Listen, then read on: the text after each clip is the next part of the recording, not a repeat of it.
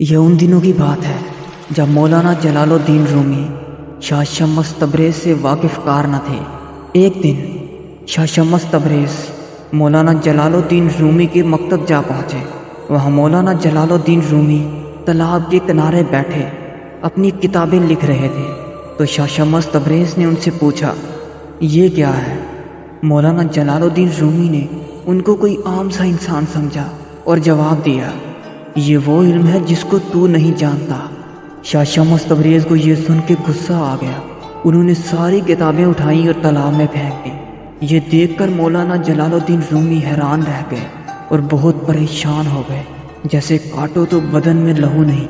اپنی قیمتی کتابوں کے ضائع ہو جانے کا احساس انہیں مارے جا رہا تھا، اور مولانا جلال الدین رومی دکھ بھرے لہجے میں شاہ شمس تبریز سے بولے، میری اتنے قیمتی نسخے تو نے ضائع کر دیے۔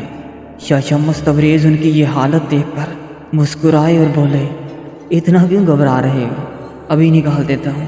یہ کہہ کر شاہ شمس تبریز اٹھے اور تالاب میں ہاتھ ڈال کر ساری کتابیں نکال کے باہر رکھ دی۔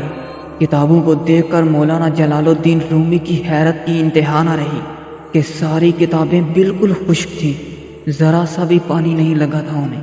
مولانا چلا اٹھے اور کہا، یہ کیا ہے؟ تو شمس تبریز نے کہا، یہ وہ علم ہے جس کو تو نہیں جانتا۔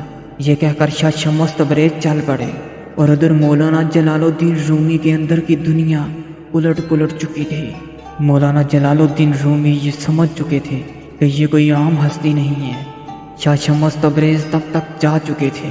مولانا جلال الدین رومی نے وہیں اپنی دستار پھینکی۔ بہت ڈھونڈنے کے بعد جب شمس تبریز ملے تو ان کے پاؤں میں گر گئے اور انہیں کہا کہ مجھے معاف کر دیں، خدا کے لیے مجھے معاف کر دیں اور مجھے اپنے قدموں میں جگہ دیجیے۔ شاہ شمس تبریز نے انہیں اٹھا کر سینے لگایا اور کہا، میں تو خود تمہیں ایک عرصے سے ڈھونڈ رہا تھا۔